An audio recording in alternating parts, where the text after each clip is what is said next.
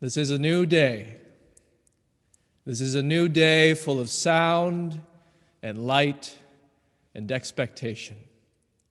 This day has been waiting for you. This day has been waiting especially for you, to embrace you, to guide you. This day has been waiting with open arms just for you. This is the day we have been given. Let's not waste it. Come now and let us worship together. Good morning, everybody, or good evening, depending on where you are in the country and in the world. My name is Reverend Joseph Boyd. I welcome you into this special virtual space here at 1105 Elm Street in one of the best cities in the world. I welcome all of you who are joining us this morning from coast to coast, from California, South Carolina, New York City. I welcome all our friends and members who are here locally, and all of you who are viewing us on Facebook Live and on YouTube later. I especially welcome all our international friends in Brazil, the Dominican Republic, Europe, and many other countries. Welcome into this space. We have many events happening throughout the week, and I would like to invite you to be a part of that. Please save the date, April 2nd and April 3rd at 8 p.m. We're going to have a very special production of the play, The Last Days of Judas Iscariot, by Pulitzer Prize-winning playwright Stephen Adly Guirgis. It's a co-production between UUYO and Fault Line Theater Company. I guarantee it's going to be a really good time and a really good production. I'll read you the little blurb. The play is set in a time-bending, serio-comically imagined world between heaven and hell, and it is a philosophical meditation on the conflict between divine mercy and human free will that takes a close look at the eternal damnation of the Bible's most notorious sinner. According to a critic at the Village Voice, this ain't your grandmother's gospel. There is some adult language and situations, so please be aware of that. But it's a great play. It's actually one of the first plays I saw in New York City. It's a collaboration between Stephen Adly Guirgis and the late, great Phil Hoffman, and they worked together on many projects. This was one of them, and it's impacted my life ever since I saw it. And I'm so glad we're going to be able to have a great production to show all of you. Again, April 2nd on Friday and April 3rd. We're going to have one act on April 2nd and one act on April 3rd. We're going to split it up so that you can enjoy your weekend and enjoy this production. You may notice down in the chat box there is a question. We're going to do the same thing we've done the last 2 weeks. We're immediately following service. We're going to have a time to gather in small breakout rooms for only 7 minutes. It's very brief, to discuss this question, which will be the topic of the sermon this morning. And then we're going to come back into the large room with everybody and share our insights, our thoughts with the whole group. So please join us for that. And immediately following the talk back, we're going to have a newcomer circle. So if this is your first, third, fourth, fifth time viewing us, and you are here live with us, please join us afterward with Karen Lapidus. We'd like to get to know you better, see where you're coming in from, see what drew you to us, and again, form a bit more of a personal relationship with you as you go on this journey with us. And now let's go to Jim Rogers, who's going to offer our chalice lighting this morning.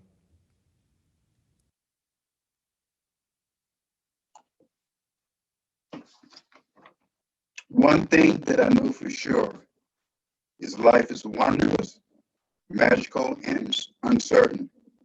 Sadness and pain are a guarantee that, but love and friendship will always heal. Joy White. This quote was given to me by my adopted sister in 2016 after I lost my last brother. Joy died in October of last year, and my dad in December. Both perished in the year of the pandemic, with all the twisted ramifications that brings. She was right about the uncertainty part, as I found myself feeling uneasy about many things that before 2020 seemed automatic. The dark shadow of COVID-19 was ever present for me and others, and the self-imposed isolation hit some of us more than others. Being a bachelor and living alone just magnified that. This was really evident when I was laid off from work.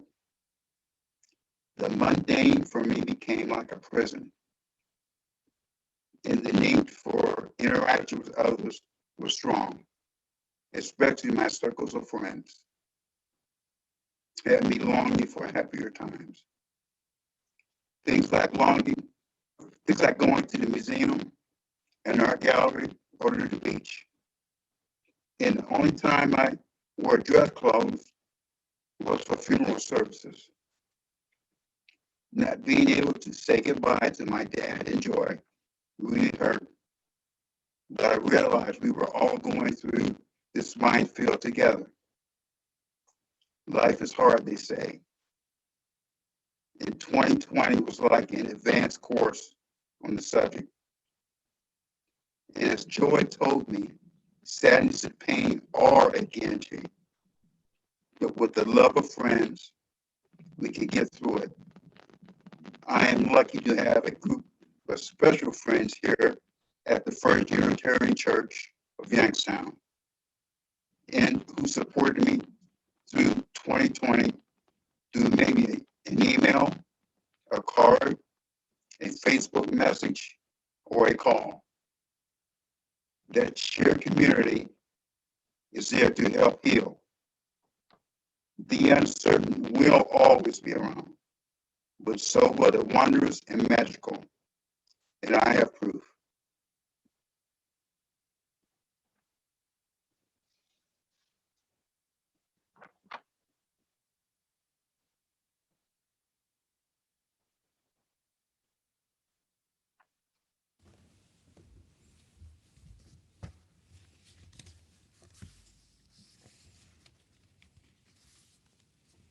Good morning, everyone. I'm Karen Lapidus, and I'm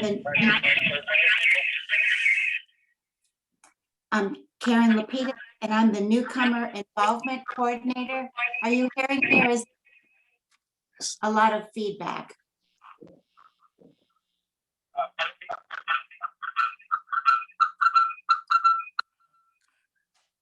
All right.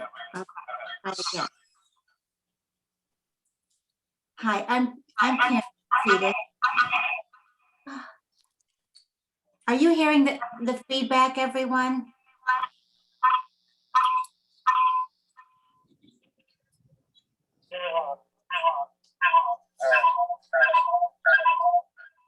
Goodness.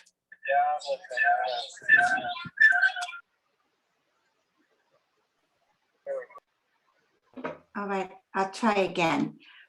So it's my joy and honor this morning to introduce to you the 9 new members that we are welcoming into our community this morning. And each of these new members have a few words to share with you this morning. So what I'm going to do is I'm going to introduce them in alphabetical order, and then they will share with you. And then we have a litany that will follow that. So our first new member up is Jennifer Boyd.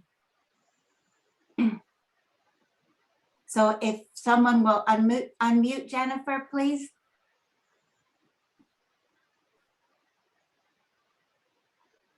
Hello, everybody. Good morning. So mine's sort of a funny story. I'm obviously not new to this church. Joseph and I have been here for several years now, but mine is a good little cautionary tale because I and Joseph had both assumed that I was a member. Almost like we thought that I kind of snuck in with him, you know, like a 2-for-1.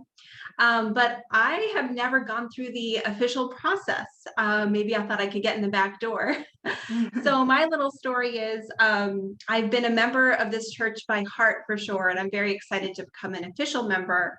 And if you think you became a member, but you're not sure, you might want to check. My mom always told me, don't make assumptions. And she's very right. So I'm very excited to officially join this church. Thank you, Jennifer. Our next new member is Rachel Coffrin.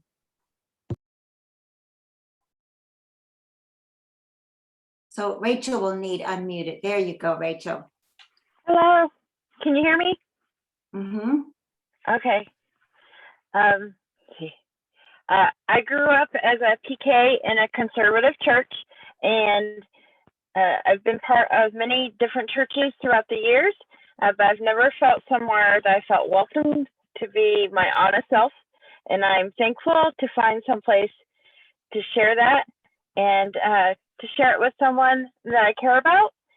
And I really look forward to getting to know everyone and meeting someday in person. Thank you, Rachel. Our next new member is Mary Green, who's on her phone.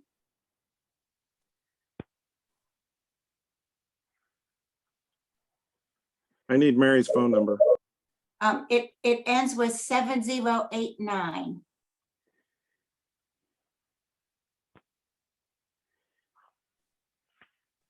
I think she has to press *6. Oh, here she comes. Go ahead, Mary. Hi, I'm here because I like what the church stands for and that it practices what it preaches. But I'm especially moved by the love and the kindness that you give each other and that I feel from you. I'm really excited about being part of the church and hoping to meet you all soon. Thank you, Mary. Our next new member is Maria Jelm.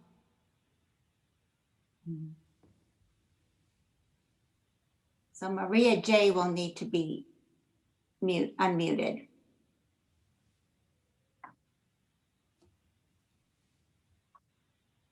There you go, Maria. Hi.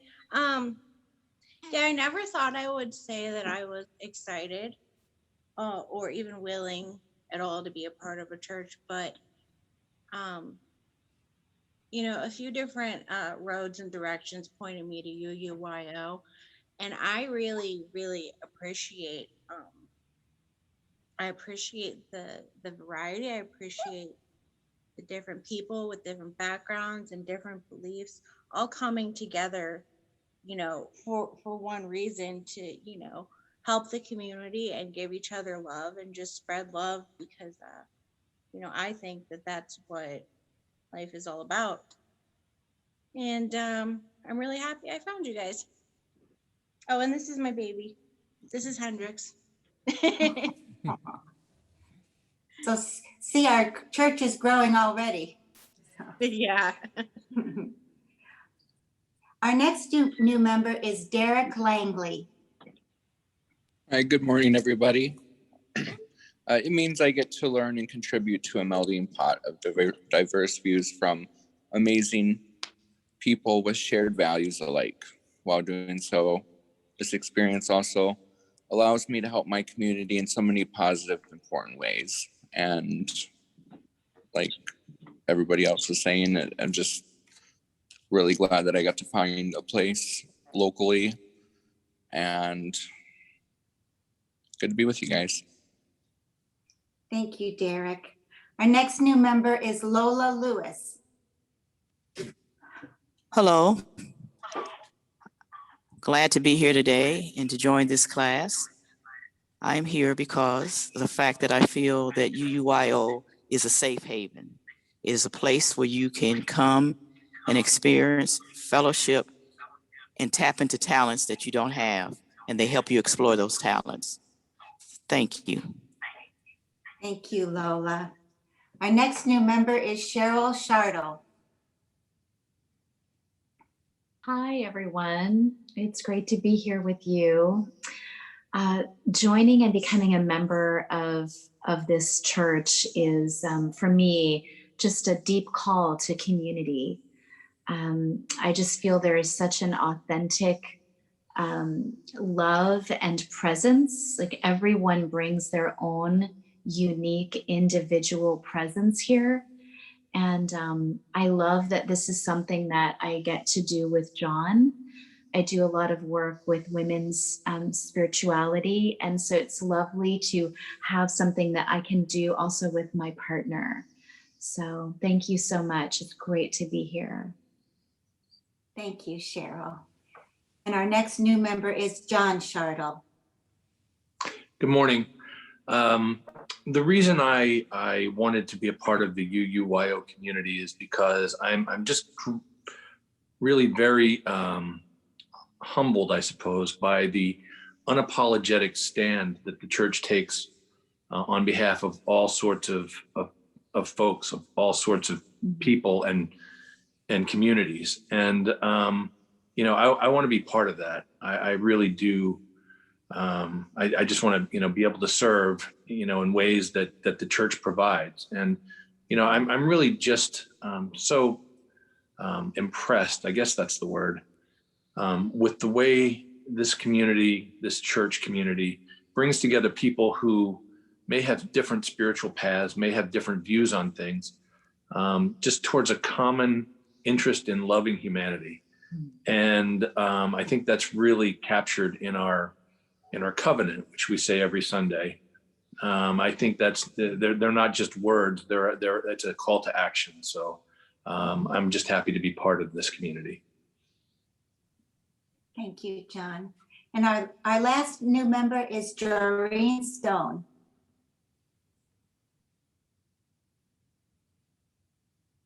So you'll need. Yeah.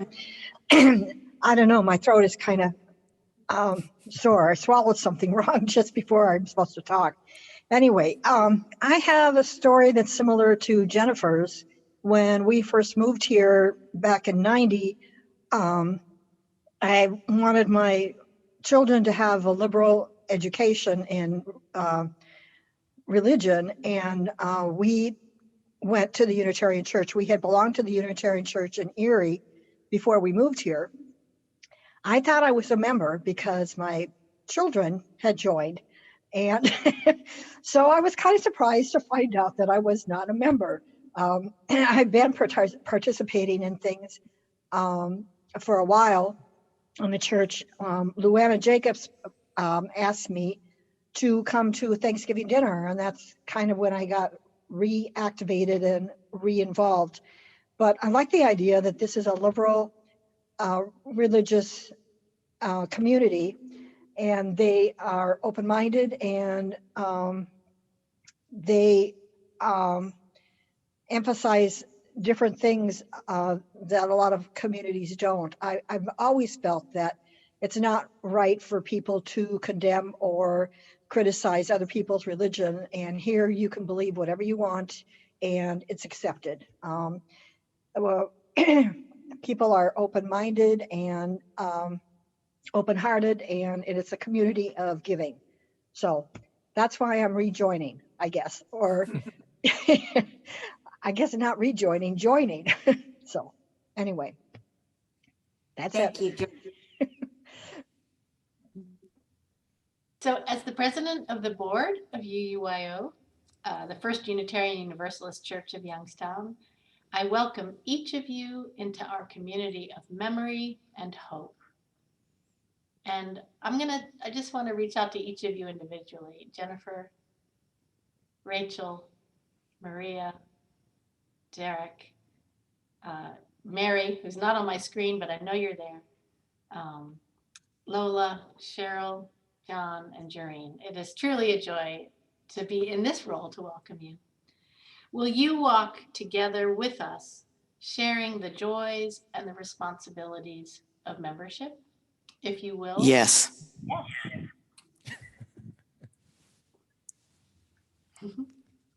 I only heard from Lola. Come on, guys. I guess you can nod because maybe you're not all unmuted. And now this is for the members, the existing members of the church. Members of First Unitarian Universalist Church of Youngstown, will you welcome these people into our congregation? Will you reach out to them in friendship, including them in activities and fellowship? Will you be open to their unique gifts and perspectives? Will you extend a warm welcome to each of them, remembering that each of us was once a new member? If so, please indicate with a thumbs up.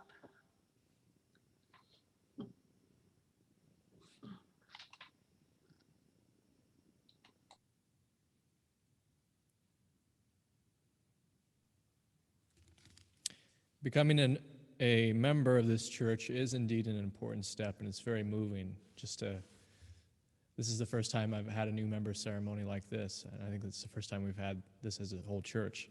And it's very moving to see all of you and to hear how you found us. And being a member is very important, but it's only the first step.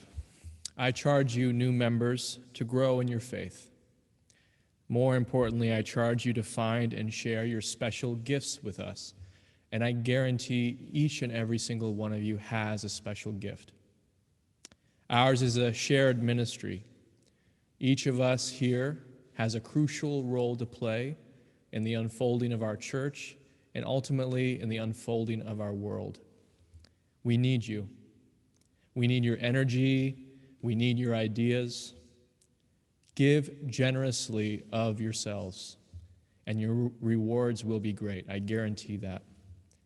We welcome you to the First Unitarian Universalist Church of Youngstown, and I'm so glad that you are part of us on this journey.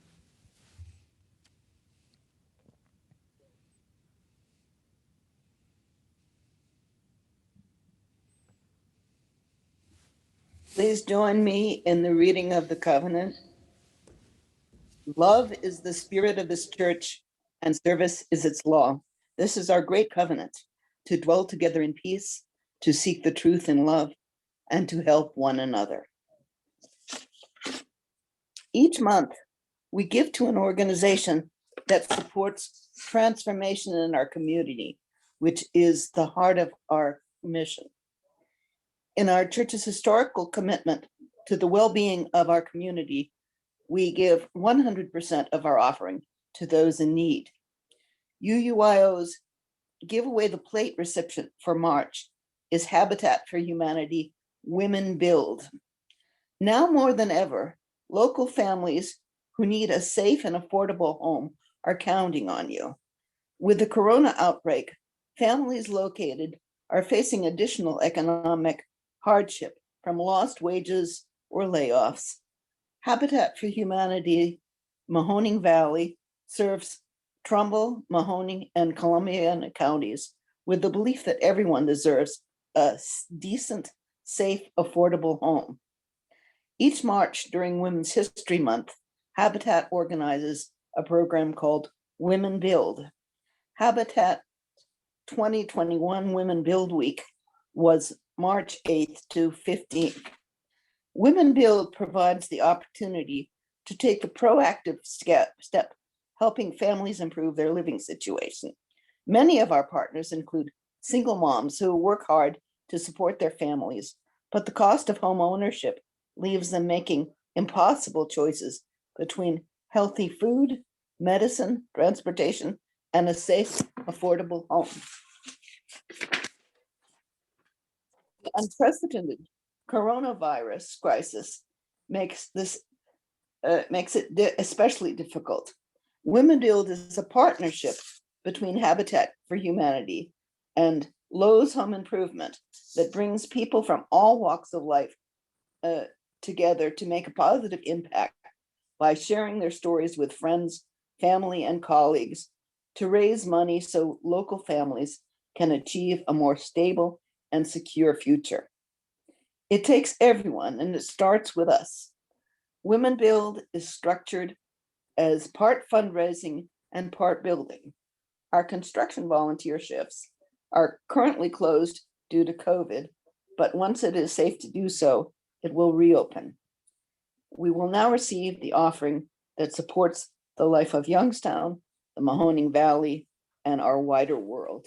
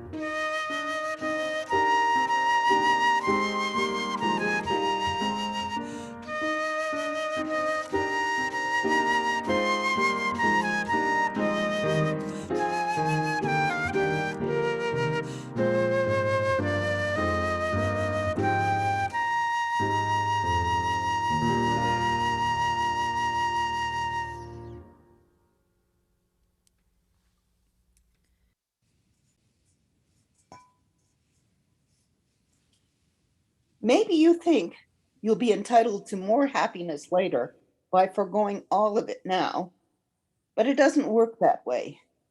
Happiness takes as much practice as unhappiness does. It's by living more. It's by living that you live more. By waiting, you wait more. Every waiting day makes your life a little less. Every lonely day makes you a little smaller. Every day you put off your life makes you less capable of living it.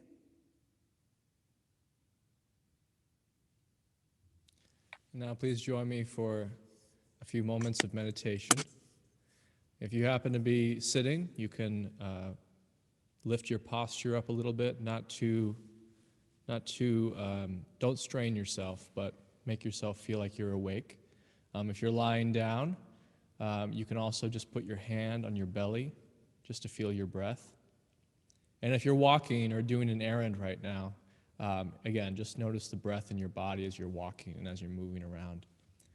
And as you're breathing, just know that we are all breathing with you, all together.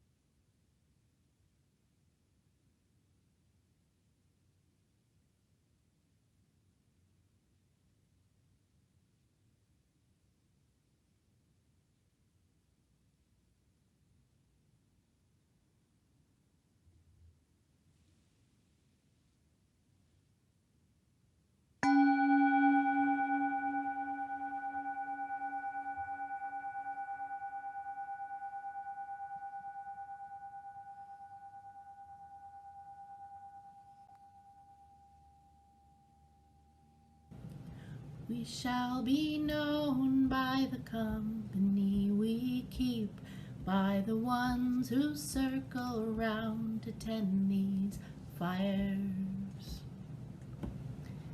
We shall be known by the ones who sow and reap the seeds of change, alive from deep within the earth. It is time now. It is time now that we thrive. It is time we lead ourselves into the well. It is time now, and what a time to be alive. In this great turning we shall learn to lead in love. In this great turning we shall learn to lead in love. We shall be known by the company we keep, by the ones who circle round to tend these fires. We shall be known by the ones who sow and reap the seeds of change, alive from deep within the earth. It is time now. It is time now that we thrive. It is time we lead ourselves into the well. It is time now, and what a time to be alive. In this great turning we shall learn to lead in love. In this great turning we shall learn to lead in love. In this great turning we shall learn to lead in love. In this great turning we shall learn to lead in love.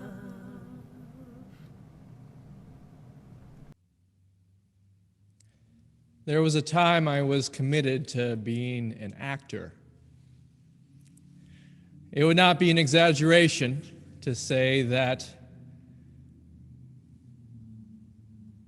it was my religion. And the theater was my church.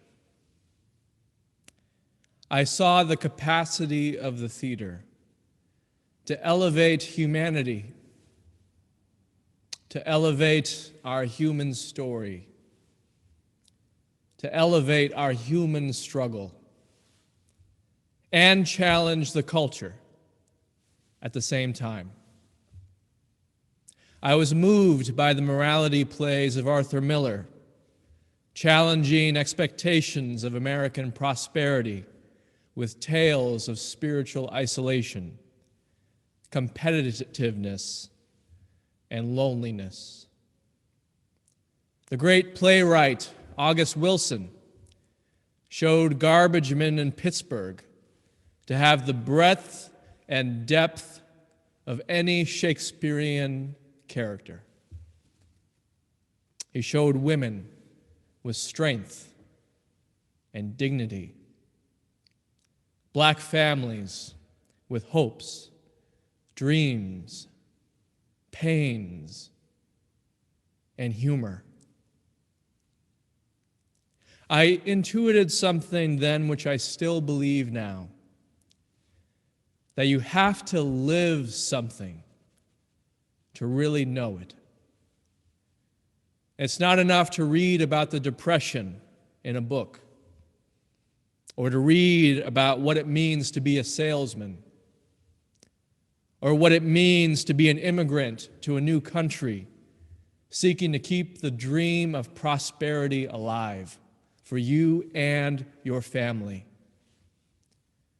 You have to put yourself in those circumstances. And if you can't do that, imagination. Through imagination, one must lead to wonder. Wonder at the vastness of it all, the details, the little jokes, the everyday triumphs and defeats.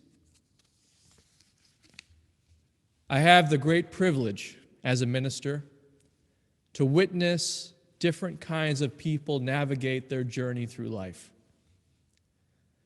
I get to, in some small way, be part of the ups and downs, frustrations, even mundane boredom of being alive and seeking something which, if we're honest with ourselves, is difficult to articulate. I think all of us, on some level, seek some kind of transcendence. We know deep down that our circumstances are not the full definition of who we are, and there is something else, even if we can't name it, touch it, live it completely. But I think we want to live it, this capacity for transcendence, something greater than our best thoughts. For me, years ago, acting was that path of transcendence. Many people think that actors like to play different kinds of people. This is true on one level, but for anyone who consistently commits themselves as an actor, there is a greater path at work. It's actually the opposite, too. In playing different characters in varying circumstances, we discover the breadth and depth of our humanity, our capacity to be good, our capacity to be evil, our capacity for vengeance, self-sacrifice, and resilience. One thing I love about the theater is that once you step foot on stage, you're committed. You are committed to what happens on that stage. It makes no difference if you don't know what you're doing. It makes no difference whether you had a good day or a bad day, whether you're feeling weak or strong, prepared or unprepared. Once you go out on stage and you feel the lights brighten your face, you're in the play. And you have to go on that ride. I've often thought it's very similar to being born. We come into this world both woefully unprepared and completely ready with everything we need to take the next breath, and then the next, and then the next. We rely on the love of someone to literally help us through, to teach us to walk, to talk, formulate and articulate both our plight and our dreams. If we're lucky, we get to feel some of this every day. To be a babe, completely dependent on a world that is here to support us into growth and fulfillment, even as it challenges us and breaks our heart. A big part of drama, even really good comedy, is allowing your heart to be broken, to feel moments of defeat, and still take a next breath. For years now, I've had this silent aspiration to consciously commit to that journey, to commit to not knowing what will happen, to commit to going through the moments I like and the moments I don't, to commit to all of my life, to really live it, not just think about living it, not just wait for some day when I might live it. To let go of endless strategizing and endless risk assessments, endless waiting for what I think is some opportune or more convenient moment. Just live it, whatever it is, and practice gratitude for being able to live it.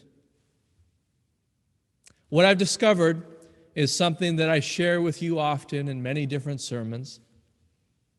My life is really not just my life. My life is connected, part of your life.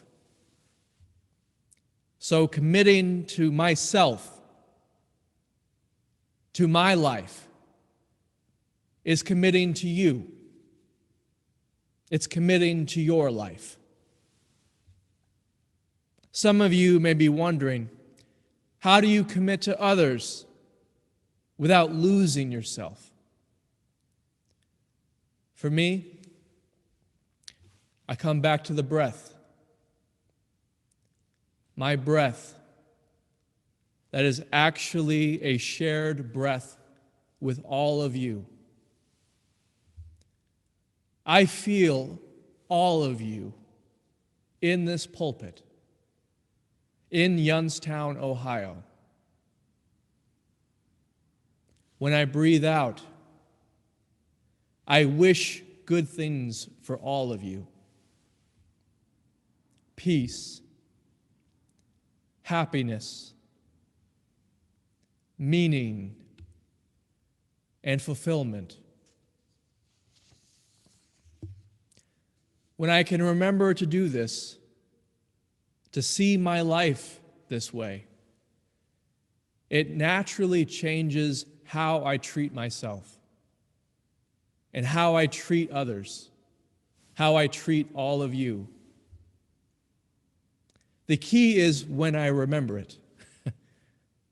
And I often forget, and I get wrapped up in busyness and have to be reminded to come back to my actual life, which is really not my life. It's our life. I need to be consistently reminded that my life is large and vast, connected, and I'm not alone. I felt this powerfully and acutely this week after hearing the news of the terrible shooting in Atlanta, Georgia, of 6 Asian women. I'm East Indian and Caucasian, and I'm connected to a group of Unitarian Universalist colleagues who identify as Asian, Pacific Islander, and Middle Eastern. Most of these colleagues are American, but some are living across the world, in the Philippines and other countries. There was an email from some of these colleagues who needed support processing this, and I was glad to be included in that processing. This act of violence reminded me of other incidents, not toward myself, but people in my family. I was reminded of something I forgot about. Days after 9/11, my older brother, who has darker complexion than I do, was driving on the interstate, and a white driver in a truck pulled up to him going 70 miles per hour and yelled out a derogatory name for somebody who is Middle Eastern, and then threw something heavy onto his windshield, cracking it and nearly killing him. My brother is East Indian and not Middle Eastern, but hatred doesn't seem to be too discerning. I think it must be terribly lonely. I think it must be lonely to see how others' life, to feel that others' life is not part of your life. I think many people think that the world is out to get them, and that must be a very scary way to live a life. Which is why a church like this is so important. I think many of us act as if it is us against the world at times. Even if we have good intentions, I think it can feel like that. We can hold the mistaken view that it is us versus others. It is us versus racists. It is us versus climate change deniers. It is us versus Republicans, etc. I think many of us had moments or have had moments where we feel like Sisyphus, pushing a boulder uphill. Or we might feel like taking a break and watching boulder after boulder fly down the hill, feeling helpless. I think it is an art to fully commit to living our life fully without falling into the trap that it is us versus anyone or anything. I learned doing fight choreography in the theater that to make a fight look convincing, you have to be really attuned and committed to protecting and not harming your fellow actor. There is a high level of trust involved, and it's more actually like a dance, like a choreography. I think a commitment to our life begins with the commitment to not harm ourselves and not harm others. This actually may be the biggest commitment we can make. A commitment to not making things worse. It may sound kind of silly, even wimpy to some of you, but I'm starting to see this is perhaps the most important commitment. It actually may be more important than doing good or something actively beneficial. Just committing to not harming ourselves, not harming any other person, not harming this planet. A commitment to not harming. This means not speaking harmful words, harboring thoughts of harm toward others or ourselves, acting with anger and bitterness in our heart, recognizing ignorance and greed in ourselves. To practice applying this kind of restraint, I think, transforms our lives in ways that are extremely powerful and long-lasting. I've heard commitment is a scary word for some of you. I know more than a few people have told me that they've really valued being open and available to whatever comes. So in a way, they've been committed to non-commitment. That makes sense to me. I think in many ways, it is better to not be committed than it is to commit ourselves towards something which is too narrow and ultimately harmful to ourselves or others. An example of this is feeling you have a responsibility to do something and then measuring how much or how little you're doing. We can judge that we're doing too much, get burnt out, and back off from our original commitment. Or the opposite. We can feel that whatever we're doing is never really enough. And maybe we tell ourselves it'll never, ever be enough. So we always feel this mild sense of guilt and defensiveness. I think both of these are common traps. I see commitment as something very different from this.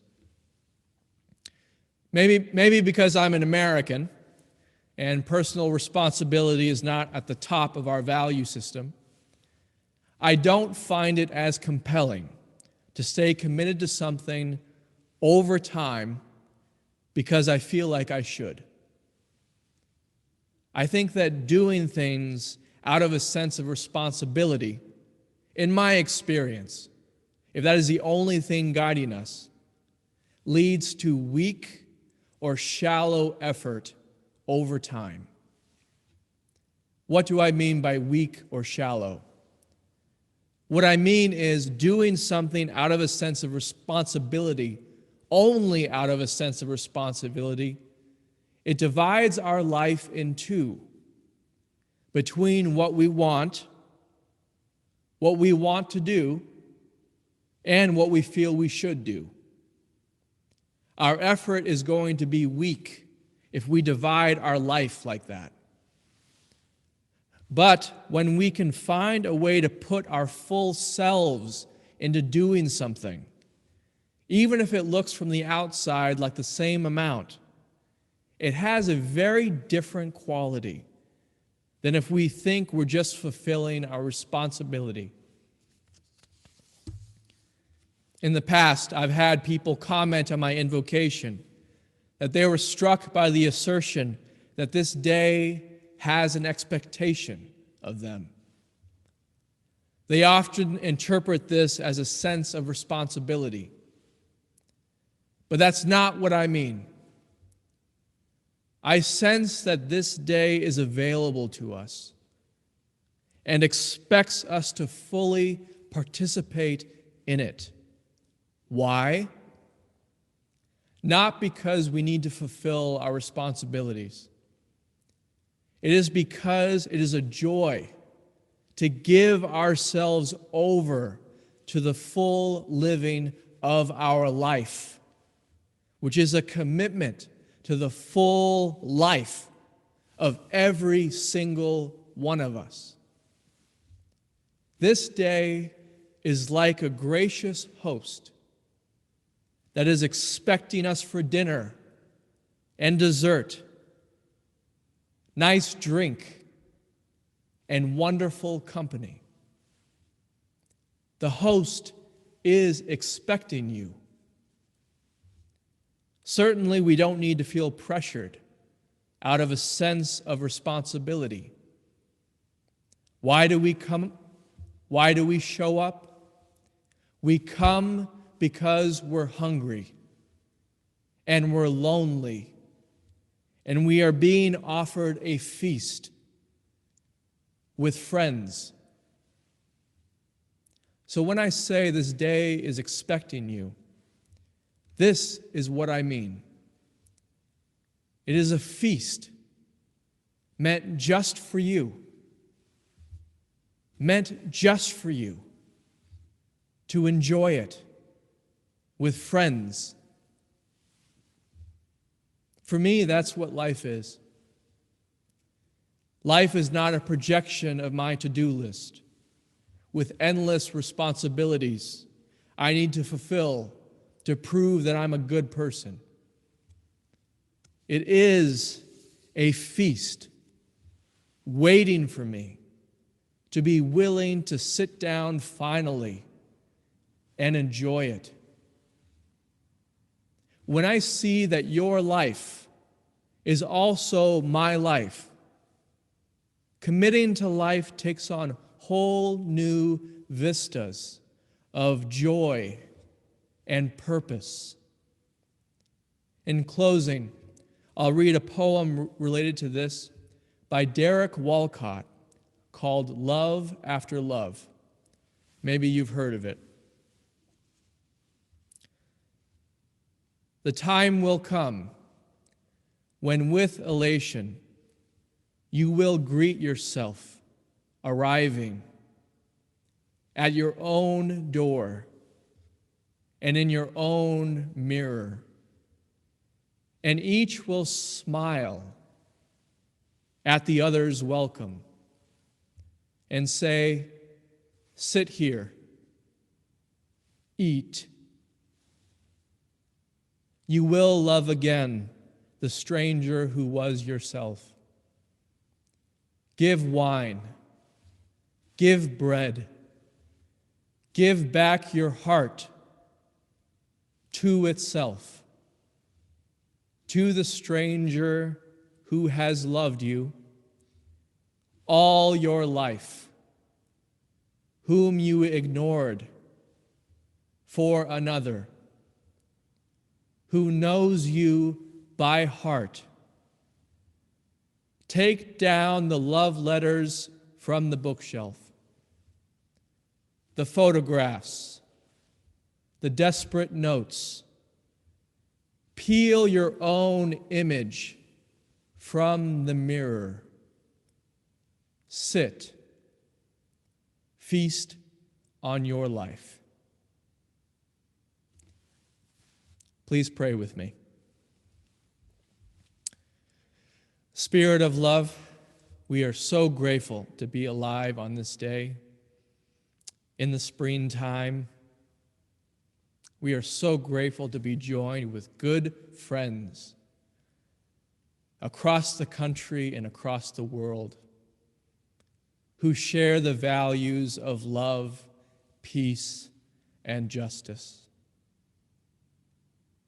Please help us on this day to enjoy the sun on our face if the sun is out. Please help us to open our eyes to the gift that is in front of us, the gift of our loved ones. And please help us to take care of our heart during these times.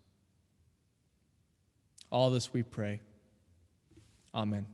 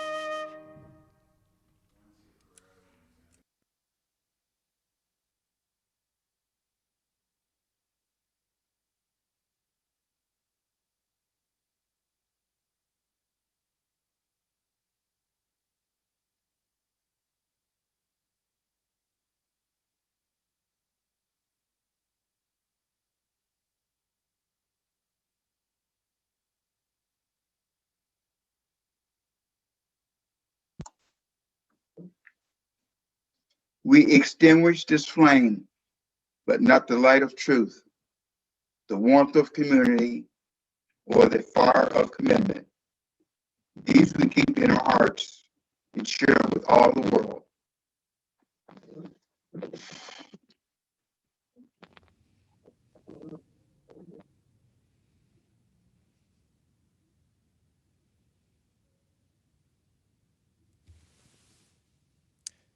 As you depart, please remember the one great fact.